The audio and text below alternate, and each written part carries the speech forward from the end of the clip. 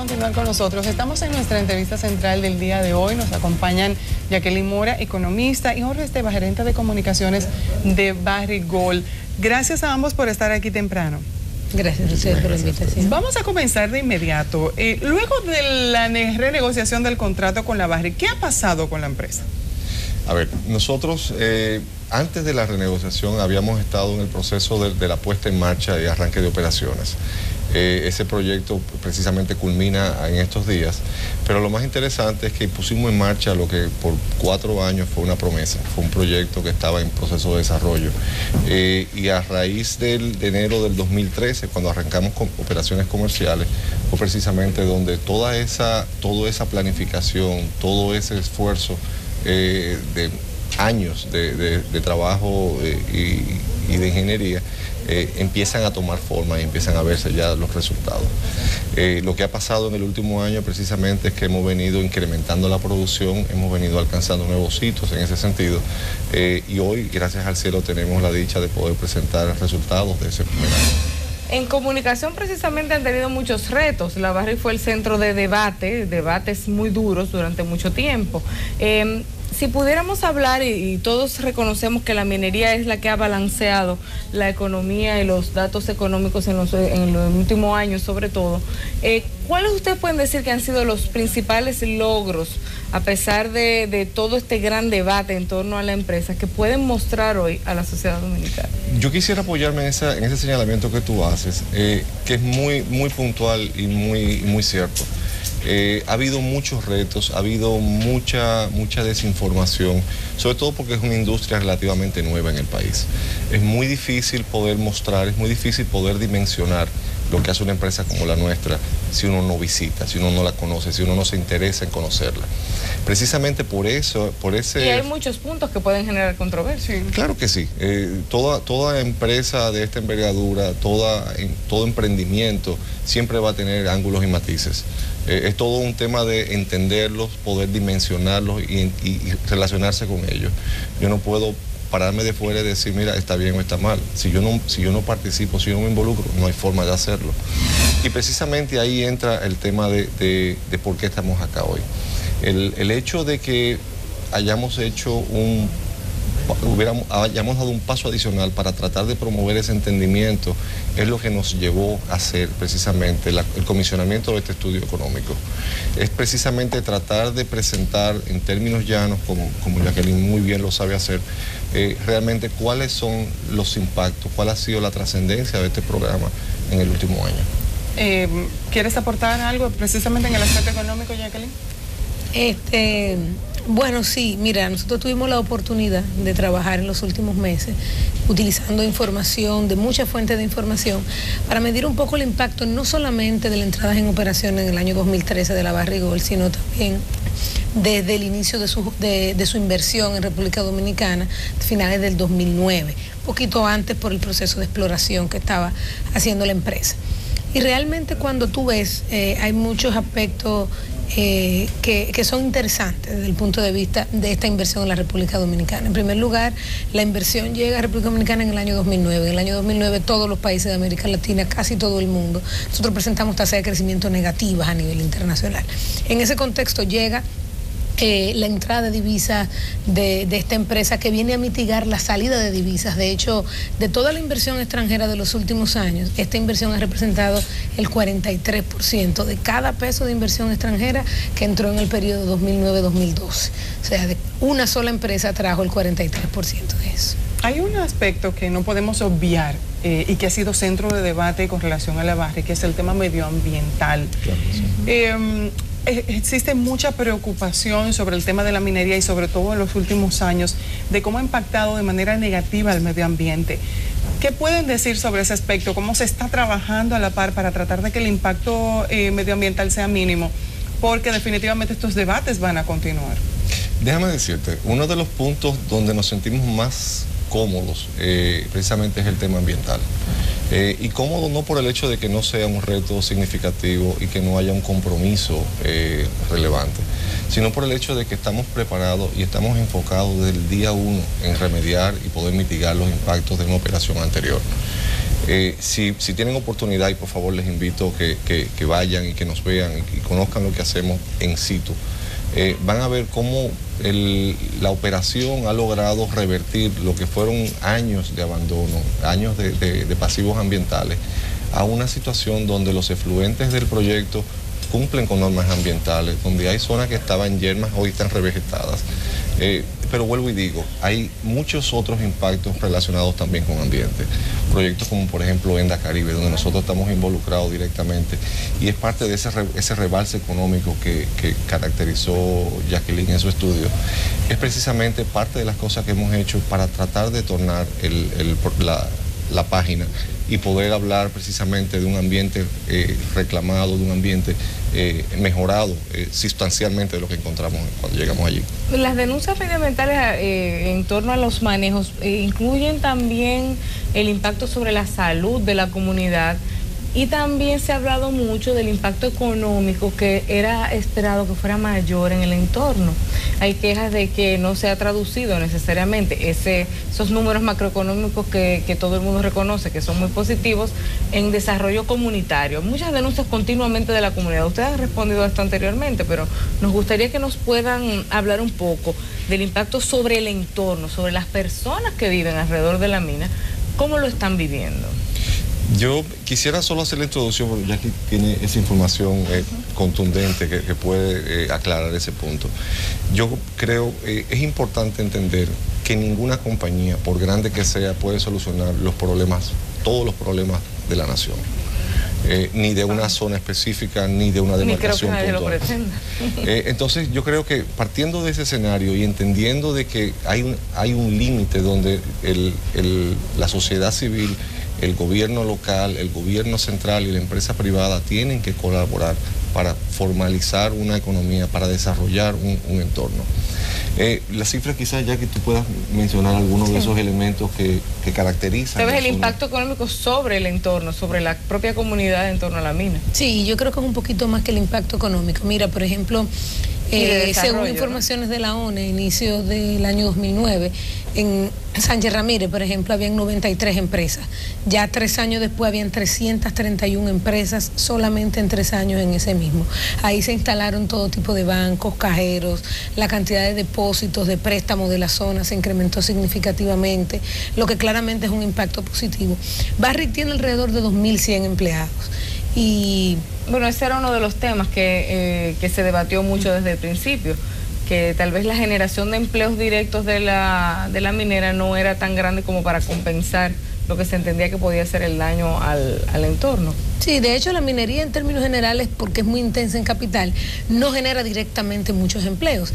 Sin embargo, por ejemplo, se puede estimar que de cada empleo que genera la Barrick, se generan alrededor de 5 empleos adicionales, o sea, 5 empleos en otros sectores. En transporte, alimentación, todo eso. En energía, en transporte, en alimentación, en comercio. Por ejemplo, en el caso de Sánchez Ramírez, la gran cantidad de empresas que se crearon fueron sobre todo en el área de reparación y en el área de comercios de pequeña escala.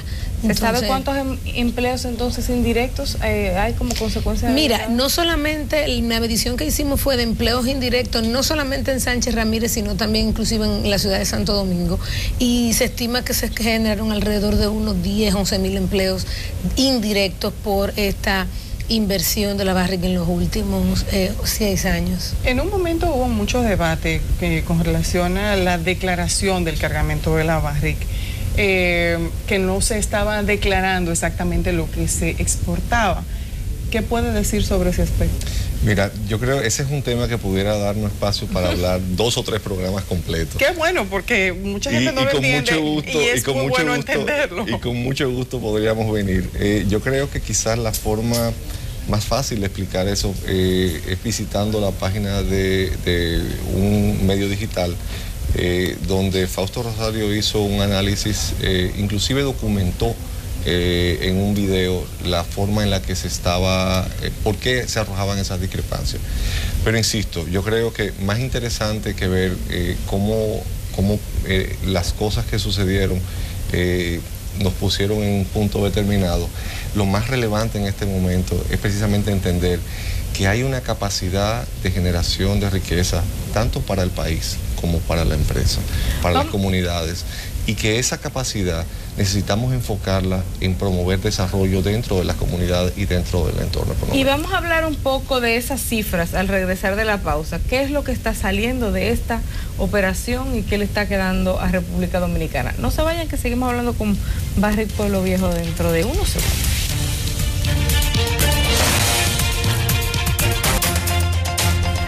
Y regresamos en Enfoque Matinal con esta entrevista central que siempre continúa fuera del aire. Eso ya es costumbre para nosotras.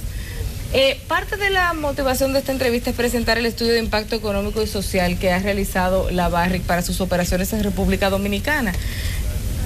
El debate está abierto sobre el futuro de la minería en el país, hacia dónde va, qué es lo que se quiere, si queremos continuar con el tema minero en este país desarrollándolo o no. Y digamos que unos elementos importantes para ese debate son los impactos. Aquí vemos que hay impacto en flujo de divisas, en empleo, en inversión, en ingresos fiscales. Sería interesante ver esos puntos críticos. ¿Cuál ha sido el impacto en la economía dominicana desde esos distintos puntos de vista que ha tenido la empresa en este año de operación?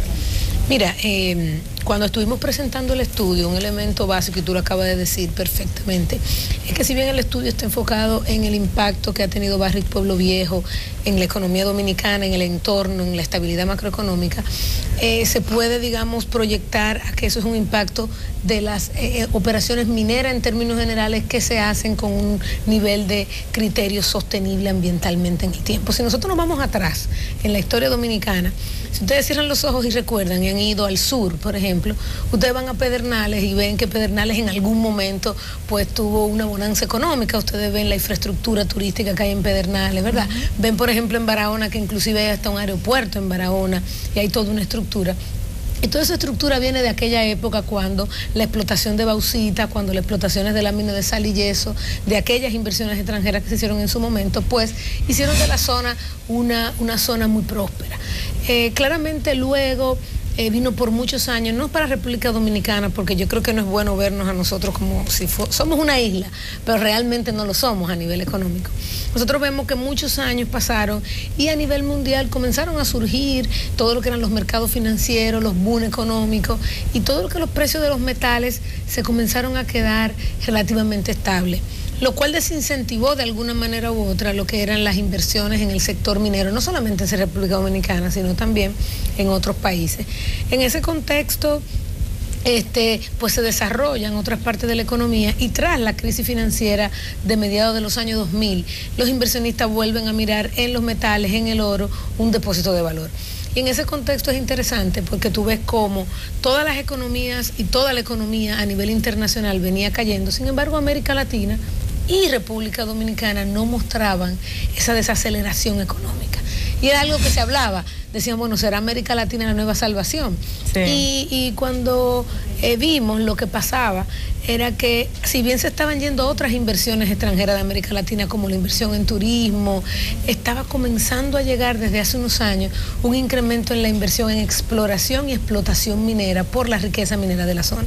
De hecho, en el 2012, el 25% de todos los recursos de exploración minera se vinieron a la zona de América Latina y el Caribe. Entonces, todo esto, digamos, nosotros estamos dentro de este contexto. Ahora bien, como tú bien decías, bueno, pero ¿cuáles son los impactos?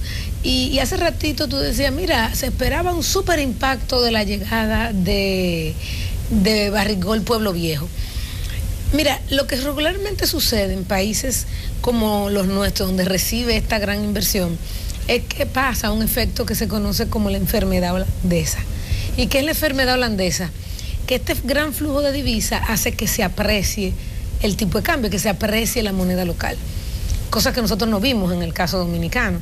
La pregunta es, ¿qué hubiese pasado si no entra este nivel de flujo de divisas? O sea, definitivamente pasó. Lo que pasa es que las presiones hacia arriba que nosotros teníamos como economía por la caída de las exportaciones, por una baja capacidad de generar, esta entrada de divisas pues mitigó fuertemente esto y le dio mucha estabilidad. ¿Podríamos estar hablando de un impacto similar si no se hubiera renegociado el contrato? si se hubiera mantenido el contrato original? Interesantísimo. Mira, cuando tú estudias el ingreso neto, ¿con qué se quedaron los dominicanos a nivel de dinero de los 1.214 millones que se exportaron en el año 2013? Porque recordemos que la renegociación impactó solamente la entrada en operaciones. Los 4 años anteriores no hubo ningún tipo de renegociación y los impactos también están ahí. O sea, los 4 años anteriores, de esos 11.000 empleos que te dije, en los 4 años anteriores se habían generado 6.000-7.000 empleos ya. Pues de esos 1.214, alrededor de 815 millones se quedaron aquí en República Dominicana. Y de esos 815 millones, solo 265 era parte del tema fiscal. Gran parte del impacto que tuvo la empresa fue mucho más allá del tema fiscal. Está en la compra a otros sectores. Por ejemplo, entre el año 2009-2012, las compras totalizaron alrededor de 850 millones de dólares. Una emisión de bono soberana cualquiera. Pero en el año 2013... En empresas locales. En empresas locales. Para nosotros locales, Sánchez Ramírez, Monseñor Noel. Exactamente. Todo eso fueron compras en empresas locales. Entonces, cuando tú dimensionas el impacto, claramente en la parte fiscal tiene un impacto la renegociación, pero la mayor parte del impacto va mucho más de la parte fiscal. Estamos hablando de cuánto en el último año ha entrado al sector gubernamental por medio de esta negociación. Esos son solamente los 265 millones de dólares. O sea, ¿cuánto ha entrado a República Dominicana, no por la negociación, durante el año 2013, por la actividad de Barrio y Pueblo Viejo? Una son impuestos, la otra son compra a otros sectores, generación de empleo y pago de salario. En la República Dominicana se está generando un gran debate sobre hacia dónde debemos irnos, hacia dónde debemos caminar para lograr un desarrollo minero sostenible. Se creó incluso un ministerio específicamente para eso. Así es. ¿Qué relación ha habido a propósito de la entrada en ejecución de este gran proyecto de Ministerio de Minería? ¿Se han acercado? ¿Ha habido algún encuentro? ¿Se ha generado alguna conversación para ver hacia dónde debe ir el sector? Nosotros como un actor corporativo consciente de su peso, mantenemos diálogo permanente con todas las instancias de gobierno. De hecho, me atrevería a decir que somos probablemente una de las empresas más auditadas en la República Dominicana, donde hemos tenido más de 60 visitas de medio ambiente, donde hemos tenido más de 60 visitas de INDRI, donde el Ministerio de Trabajo nos acompaña de forma regular.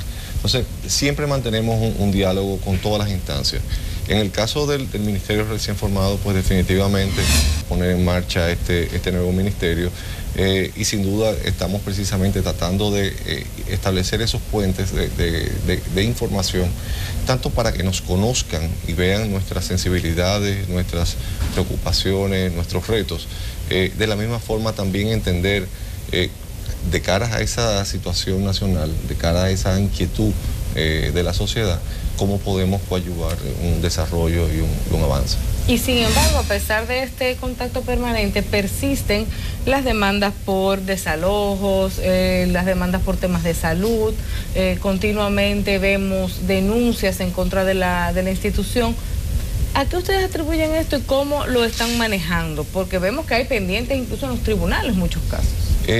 Yo insisto, ese y otros temas pudiéramos perfectamente hacer toda una batería y me gustaría que pudiéramos hacerlo. Vamos a empezar un poquito hoy.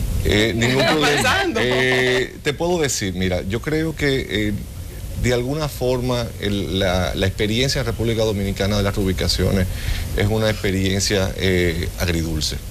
Y digo agridulce por el hecho de que vemos, por ejemplo, como comunidades que fueron reubicadas, en el caso puntual del área del Yagal, donde se construyó la presa para materiales procesados.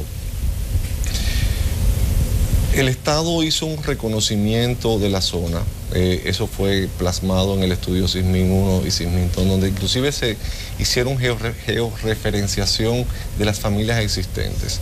Todas esas familias fueron reubicadas y compensadas, todas. Y aquellas familias que ameritaban ser, entregársele una vivienda, el Estado así lo hizo. Y aquí empieza la diferencia. Es el Estado el dueño de la propiedad, es el Estado quien ha hecho la reubicación desde los tiempos de la Rosario. Entonces, ¿a quién le reclamo? Bueno, reclamemos a quien tiene plata. Entonces ahí empieza parte de esa discusión. Yo no digo que no haya situaciones de salud en la zona. Definitivamente, nuestro país entero tiene situaciones de salud. Estamos hablando de chikungunya, estamos hablando de muchísimas cosas. Bueno, pero las denuncias son vinculadas a los elementos utilizados. Pero sin embargo vemos cómo las personas alegremente cogen y asignan responsabilidad sobre estas situaciones. Una de las cosas que hemos hecho, y los invito nuevamente a que se integren, nosotros hemos establecido un programa de monitoreo participativo con las comunidades, donde vamos a monitorear calidad de aire, calidad de agua, calidad de ambiente como tal. Y eso se hace de caras a la comunidad con la participación de las autoridades para poder determinar. Y vemos cómo las aguas que estas personas o algunos de estas personas con afecciones califican como la causa de sus males, están en cumplimiento, no tienen ningún tipo de afección. Inclusive, algunas de las comunidades que reclaman quedan aguas arriba del proyecto. Entonces, yo creo que es importante entender realmente cuáles son las cosas que están moviendo las iniciativas esas. Hay que hablar un poco del futuro. Exactamente. Estamos hablando de impactos hasta el momento. ¿Qué se proyecta? En términos de impacto con la empresa. ¿Esto es sostenible en el tiempo? No siempre seguirá el oro teniendo el precio que tuvo. De hecho, ya hemos visto variaciones. ¿Qué se puede esperar? Mira, tú acabas de levantar un punto interesante. En primer lugar, dependiendo obviamente del oro, de las reservas de oro, en el caso de Barrick Pueblo Viejo se estima que estará en el país unos 25, unos 35 años, como todas las operaciones mineras. Si vemos Falcon Bridge con la mina que tiene actualmente, todo se termina. Y eso es fundamental para entender el impacto de aquí a futuro. El impacto de estas operaciones, si tú haces un levantamiento a nivel internacional, radica básicamente en varias cosas. En primer lugar, en cómo usa el Estado los recursos que está teniendo de estas operaciones y cómo lo invierte en actividades socialmente que le den productividad a la República Dominicana. En segundo lugar, cómo se maneja ambientalmente, cómo se hace este manejo ambiental para que sea sostenible en el tiempo. En tercer lugar, y yo creo que es una labor que particularmente a mí cuando tuve la oportunidad de verla, me llama la atención, todo lo que tiene que ver con el tema de responsabilidad social corporativa. Jorge no ha tocado ese tema, sin embargo, un elemento interesante de la forma en que Barrick está haciendo el tema de responsabilidad social corporativa es que está yendo a la creación de capacidades dentro de las comunidades. Y eso es algo que hace unos 15, 20 años viene toda la minería a nivel internacional trabajando. O sea, ¿qué es lo bueno del tiempo? El tiempo te ayuda a saber cómo tú tienes que hacer las cosas. Por ejemplo, en el caso de Barrick Pueblo Viejo se está haciendo toda una labor de desarrollo de capacidades de emprendimiento y se están haciendo lo que se llaman incubadoras de empresas dentro de la zona, que trabajan, empresas que están haciendo jeans, que trabajan con el tema de plástico. En la presa de Atillo hay un desarrollo en términos de la pesca que se está haciendo ahí también. Entonces, claramente, si bien a futuro, si te das cuenta, el crecimiento en el primer trimestre del PIB minero fue alrededor de 40%, todavía es alto, obviamente incomparable con lo que fue el año pasado porque veníamos de nada, ciertamente. Claro. Entonces todavía está creciendo y por muchos años, digamos, va a seguir creciendo y ese crecimiento va a implicar compras internas en la economía dominicana y ese crecimiento va a implicar pagos de impuestos también al sector público. Pero el impacto a largo plazo depende mucho de que el desarrollo de las actividades que están haciendo esa comunidad de alrededor de la mina sean actividades que se puedan sostener a largo plazo, que ayuden no solamente a exportar oro, sino a exportar todos los tipos de manufactura que ahí se están haciendo también. Entonces yo creo que eso es un elemento clave y fundamental. Otro elemento interesante y bueno que generó la entrada, en este caso de esta inversión, es el hecho de cómo esto afectó nuestro posicionamiento en términos de riesgo país para nosotros mismos y nuestras empresas ir a buscar capital fuera. Esa estabilidad macro que se dio, esa reducción de los malos indicadores del sector externo, una mejora del déficit en la cuenta corriente, incremento de nuestras exportaciones.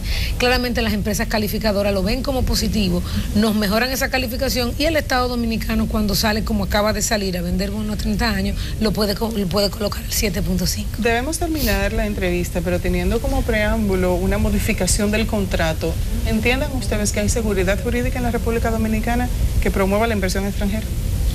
Mira, Yo no quisiera entrar en emitir juicio de valor en ese sentido. Sin embargo, yo creo que proyectos como este, que tienen una visión de tan largo plazo, necesitan precisamente el respaldo primero de una sociedad que entienda y que se involucre y se familiarice con nuestra industria. Esto no puede ser un tema de que ellos los mineros y nosotros el país. Es decir, aquí todos estamos viendo los efectos de esta operación. Y en la medida en que todos nos involucremos en promover desarrollo, yo creo que el tema de seguridad pues, se cae de la mata. Gracias a ambos por haber estado aquí temprano en la mañana con nosotros. Gracias a ustedes. Vamos ahora a una pausa y enseguida regresamos.